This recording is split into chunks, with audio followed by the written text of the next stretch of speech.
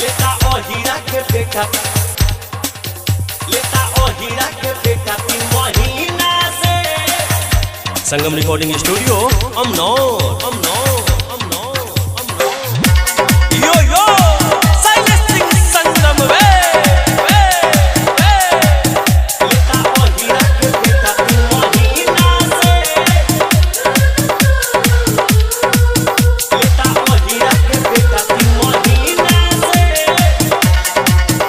अब दिल न लगाओ ये हसीना से। कैसे पुरान का के छोड़ दी नगद उधार पार्टी जोड़ ली। नगद उधार पार्टी जोड़ ली। नगद उधार पार्टी जोड़ ली। कैसे पुरान का के छोड़ दी नगद उधार पार्टी जोड़ ली।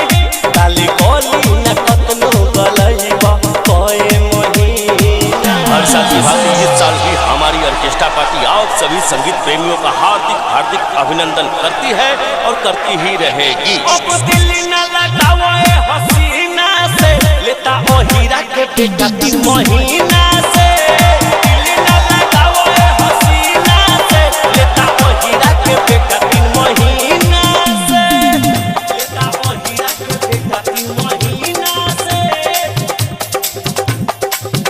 लेता ओ हीरा के बेटा 3 महीना से।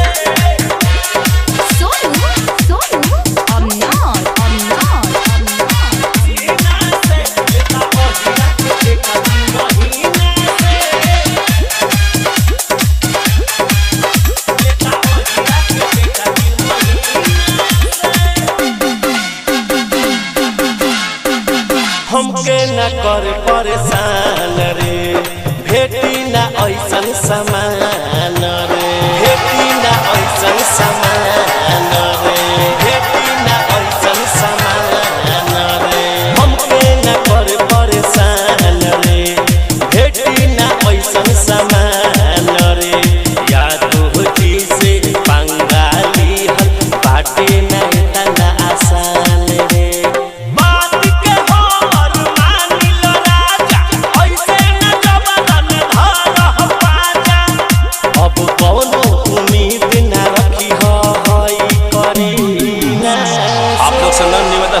स्टेज के नीचे ही डांस कर, स्टेज पर ना चढ़े, नहीं तो स्टेज टूट सकता है, फूट सकता है, लूट सकता है। अब दिल न लगाओ ये हसीना से। लेता ओ हीरा के बेटा 3 महीना से। दिल न लगाओ ये हसीना से।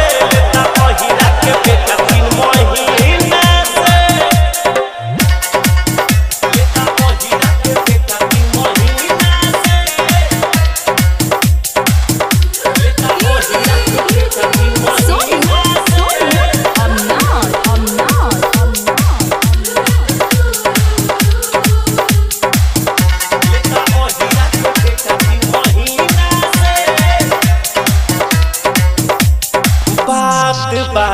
ईमान के ठेके न देव बबुआन के।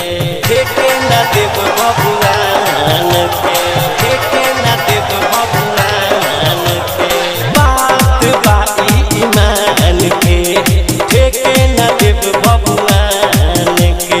यादो जी खई है मन भर खियई है ठेकी न जिला जवार के।